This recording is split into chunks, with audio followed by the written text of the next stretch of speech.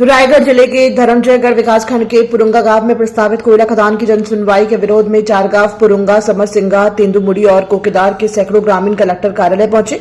ग्रामीणों ने कहा कि यह क्षेत्र हाथी प्रभावित और आदिवासी बहुल है, इसलिए यहां कोयला खदान नहीं खोली जानी चाहिए। उन्होंने आरोप लगाया कि किसी भी ग्राम सभा से अनुमति नहीं ली गई है। अंबुजा मिर्सर्स लिमिटेड की प्रस्तावित खदान के खिलाफ ग्रामीण जंगल जमीन बचाओ की मांग को लेकर रात भर धरने पर बैठे रहे। इस आंदोलन में धर्मजयगढ़ विधायक लालजीत राठिया और खरसिया विधायक उमेश पटेल भी ग्रामीणों के समर्थन में शामिल हुए। ग्रामीणों ने जनसुनवाई रद्द करने की मांग की है। देखिए, हमारे पुरुंगा, तेंदुमुड़ी, समरसिंगा की पब्लिक, किसान, वहाँ के लोग, पंचायत के प्रतिनिधि सब ने जो है 22 तारीख को कलेक्टर साहब को आपत्ति दर्ज कराया कि हमने जो है जैसे ही इश्तेहार गया कि हम जो है विशेष ग्राम सभा बैठाकर कि हम जो है नहीं चाहते हैं, और उसी का जवाब लेने के लिए आज हम सब आए हैं। और हमारे उमेश भाई ने सलाह दी है, विधायक जी खरसिया, कि भाई आपके पुराने ग्राम पंचायत के आधार पर जन सुनवाई कराते हैं। उसको भी आज हम सब मांग किए कि हमको दिखाओ अगर पुराना जन सुनवाई ये प्रस्ताव पंचायत के लिए दिया गया है। वही सरपंच विगत 15 सालों से हैं। सरपंचों का कहना है कि हम जो है किसी प्रकार का कोई प्रस्ताव नहीं दिए हैं, न किसी प्रकार का कंपनी में कोई काम हो इसके लिए कोई समर्थन नहीं दिए हैं। इस तरह से सब गांव वाले जो है नहीं चाहते जल जंगल जमीन को जो है किसी कंपनी या किसी अडानी को जो है जाए, वो जो है अपनी जमीन में जो है खुशी से जो है जीवन यापन कर रहे हैं। हमारा धर्मजयगढ़ विधानसभा क्षेत्र 5वीं अनुसूची के अंतर्गत आता है। वहाँ जो है आज ही हमारे कलेक्टर साहब अनुसूचित जनजाति अत्याचार निवारण समिति का मीटिंग लिए हैं। तो ये सब चीज को सोचना समझना चाहिए कि इतने सारे लोग हैं, जनहित में इतने लोग आए हुए हैं अपनी जमीन की रक्षा के लिए। प्रशासन को समझना चाहिए, सरकार में बैठे हुए लोगों को समझना चाहिए कि जो है हम किसान यहाँ जनहित की बात करती है सरकार, लेकिन आज यहाँ पर उल्टा हो रहा है। देखिए, गांव वालों ने मुझे फोन किया था, माननीय विधायक साहब ने फोन किया था कि यहाँ पुरंगा, समरसिंगा और तेंदुमुड़ी ये तीनों गांव में कोल खदान खोलने वाला है, जिसकी जन सुनवाई 11 तारीख को है। और गांव वालों का ये कहना है कि ग्राम सभा का प्रस्ताव है ही नहीं, ग्राम सभा का प्रस्ताव ये लोग किए ही नहीं है। अगर नहीं किए हैं तो तुरंत जन सुनवाई कैंसिल होनी चाहिए, और अगर है तो फर्जी है बता रहे हैं। तो फर्जी होगा तो उसको भी जांच करा के उसको ठीक कर लिया जाए, और फर्जी होगा तो कैंसिल कराया जाए। गांव वालों कुल मिला के ये मांग है कि हम अपना जल जंगल जमीन नहीं देना चाहते, इसलिए इसको बंद किया जाए। स्कूल शिक्षा मंत्री गजेंद्र यादव ने पेंशनबाड़ा स्थित माध्यमिक शिक्षा मंडल परिसर में भारत स्काउट्स और गाइड्स के राज्य मुख्यालय भवन के भूमि पूजन कार्यक्रम में मुख्य अतिथि के रूप में हिस्सा लिया। उन्होंने कहा कि स्काउट गाइड हमें आनंद पूर्वक जीवन जीना सिखाता है, इसका मूल भाव सदैव बना रहना चाहिए। मंत्री यादव ने आश्वासन दिया कि राज्य कार्यालय भवन का निर्माण 1 वर्ष में पूरा कर लिया जाएगा और इसका उद्घाटन मुख्यमंत्री द्वारा किया जाएगा। आज भारत स्काउट गाइड के स्थापना दिवस के शुभ अवसर पर मैं सबसे पहले सभी स्काउट गाइड, स्काउटर गाइडर और बधाई देता हूँ। छत्तीसगढ़ के लिए बहुत गौरव का क्षण है, विशेष क्षण है भारत स्काउट गाइड के लिए, क्योंकि आज हम लोग छत्तीसगढ़ राज्य मुख्यालय भवन के भूमि पूजन आज हम सबने किया है। सभी स्काउटर गाइड को बहुत बधाई देता हूँ, स्काउट गाइड परिवार को बधाई देता हूँ। साथ ही साथ आज एक सौभाग्य की बात है कि आज भारत पूरे देश में वंदे मातरम गीत का 150वीं वर्षगांठ हम सब मना रहे हैं। बंकिम चंद्र चट्टोपाध्याय जी के द्वारा लिखित और दादा रविन्द्रनाथ टैगोर जी ने पहली बार इस वंदे मातरम गीत को गाया। आज ये सौभाग्य है, देश के माननीय प्रधानमंत्री नरेंद्र मोदी जी के आह्वान पे पूरा देश आज एक साथ 150वीं वर्षगांठ पर वंदे मातरम गीत वादन आज पूरे देश में हो रहे हैं। आप सभी को वंदे मातरम गीत के 150वीं वर्षगांठ की बहुत बधाई देता हूँ। हार्दिक शुभकामनाएं। प्रदेश कांग्रेस अध्यक्ष दीपक बैज ने रायगढ़ के धर्मजयगढ़ क्षेत्र में प्रस्तावित अदानी कोल ब्लॉक उरुंगा की 11 नवंबर को होने वाली जनसुनवाई को रद्द करने की मांग की है। उन्होंने कहा कि आदिवासी अपनी जमीन बचाने के लिए ठंड में कलेक्ट्रेट के सामने भूखे प्यासे धरने पर बैठे हैं, जबकि जनजातीय मुख्यमंत्री मखमली बिस्तर पर सो रहे हैं। बैज ने चेतावनी दी है कि यदि जन भावनाओं का सम्मान नहीं किया गया तो कांग्रेस ये आंदोलन पूरे प्रदेश में फैलाएगी। उन्होंने भाजपा सरकार पर भी निशाना साधते हुए कहा कि वंदे मातरम की वर्षगांठ मनाने वाली भाजपा को आज़ादी की लड़ाई का विरोध करने के लिए माफी मांगनी चाहिए। साथ ही उन्होंने शराब नीति में निजीकरण, स्कूलों में अब तक किताबें न पहुंचने और शिक्षक के निलंबन को लेकर सरकार की आलोचना की। बैज ने उप मुख्यमंत्री अरुण साव पर आरोप लगाया कि उन्होंने अपने भांजे के 13वीं के खर्च को पीडब्ल्यूडी विभाग से वहन कराया। उन्होंने कहा सरकार स्पष्ट करे कि निजी कार्यक्रम में सरकारी धन कैसे खर्च किया गया। रायगढ़ के आदिवासी रेडी रायगढ़ जिले के आदिवासी अपने घर और जमीन को बचाने के लिए कल से कलेक्टर ऑफिस के सामने बैठे हुए हैं और कल दिन का खाना, रात का खाना तक उनको नसीब नहीं हुआ। चन्ना मुर्रा खाकर अपने छोटे बच्चों को गोद में लेकर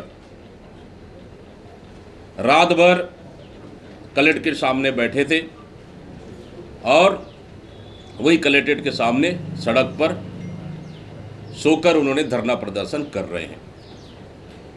उनकी बस इतनी मांग है कि जो अडानी की कोल माइंस धर्मजयगढ़ के पुरुंगा में 11 तारीख को जन सुनवाई होना है, उसको स्थगित किया जाए, निरस्त किया जाए। लेकिन कलेक्टर उनसे मिलने तक, बात करने को तक तैयार नहीं है। हमने मुख्यमंत्री से पूछा कि आप अपने आप को जनजाति मुख्यमंत्री मानते हैं और हमारी आदिवासी जनता रात को सड़क पर सोने को मजबूर हैं और आप तो सत्ता के बिस्तर में चैन की नींद सो रहे हैं। और वो भी अपनी घर, अपनी जमीन को बचाने के लिए कड़कड़ाती ठंड में शासन और प्रशासन को, मतलब इस घटना को, इसको धरना को समाप्त करना चाहिए, बात करनी चाहिए। आखिर एक निजी उद्योगपतियों को इतना लाभ पहुंचाने के लिए, अपनी घर और जमीन बचाने के लिए हमारे आदिवासियों को कलेक्टर ऑफिस के सड़क के सामने सोना पड़ रहा है। न कलेक्टर बात करने को तैयार, न मुख्यमंत्री बात करने को तैयार। इसको लेकर हम लोगों ने रात को 2:30 बजे एक पोस्ट किया है कि उठो साए, अब आंखें खोलो, कि आप चैन की नींद सो रहे हैं और हमारी आदिवासी जनता सड़क पे सोने को मजबूर है। क्या यही सुशासन है?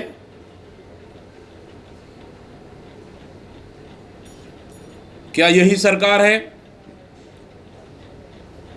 इन सब मुद्दों को लेकर निश्चित रूप से कांग्रेस पार्टी उन धरना प्रदर्शन आंदोलन करने वाले जनता का समर्थन करती है और मांग करती है कि मुख्यमंत्री को तत्काल हस्तक्षेप कर कलेक्टर से निर्देश देना चाहिए कलेक्टर को कि वो जाके वहाँ के आदिवासियों से बात करे और धरना प्रदर्शन को समाप्त करे। साथ ही भारतीय जनता पार्टी आज केंद्र सरकार और राज्य सरकार दोनों ने मिलकर वंदे मातरम की 150वीं जयंती वर्षगांठ मना रहे हैं। अच्छी बात है, लेकिन भाजपा को इस कार्यक्रम के साथ ही देश की आज़ादी की लड़ाई का विरोध करने वाली पार्टी पहले हमारे देश की जनता से माफी भी मांगनी चाहिए। वंदे मातरम की लड़ाई, वंदे मातरम की गीत, आज़ादी की लड़ाई के लिए एक उत्साह और ताकत देने का काम किया। जो आज़ादी की लड़ाई लड़ने वाले उस गीत को गा गा कर अंग्रेजों के खिलाफ लड़ाई लड़े, लेकिन यही भारतीय जनता पार्टी और आरएसएस के नेता अंग्रेजों के चापलूसी और आज़ादी की लड़ाई का विरोध करते थे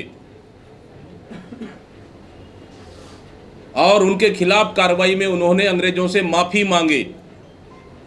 आरएसएस 1925 में बनी, देश आज़ाद 1947 में हुआ। इन 22 सालों के कार्यकाल में बताए कि इन आरएसएस के नेताओं का क्या योगदान था। 22 सालों के बीच के अंतराल कार्यकाल में आज़ादी की लड़ाई में क्या योगदान था। ये तो मुस्लिम लीग के साथ सरकार चलाने वाले लोग हैं, इसलिए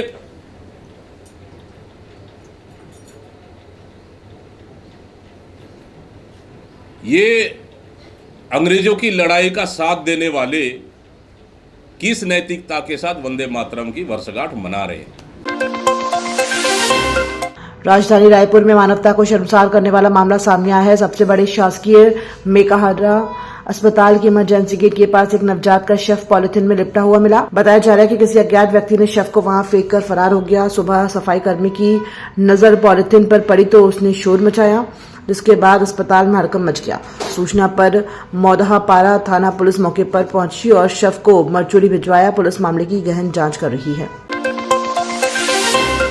राष्ट्रीय वंदे मातरम की 150वीं वर्षगांठ पर रायपुर इंडोर स्टेडियम में कार्यक्रम आयोजित हुआ, जिसमें मुख्यमंत्री विष्णुदेव साय शामिल हुए। उन्होंने कहा कि वंदे मातरम मातृभूमि के प्रति प्रेम, कृतज्ञता और राष्ट्रीय धर्म की भावना का प्रतीक है। मुख्यमंत्री ने बताया कि प्रधानमंत्री नरेंद्र मोदी के नेतृत्व में आज पूरे देश ने एक साथ वंदे मातरम का सामूहिक गायन किया। उन्होंने इसे भारत की एकता, गौरव और आत्मसम्मान की प्रेरणादायी अभिव्यक्ति बताया। सबके मन में राष्ट्रभक्ति की भावना जगती थी और वंदे मातरम का नारा को बुलंद करके अनेक महापुरुषों ने देश की आज़ादी के लिए फांसी के फंदे को चूम लिया। वैसा ताकत इस वंदे मातरम गीत में है और 150वीं वर्षगांठ है। माननीय प्रधानमंत्री जी ने आह्वान किया है और इसका जगह जगह पर पूरे देश में 150 जगह और छत्तीसगढ़ में 5 जगह इसका आयोजन हुआ है। सभी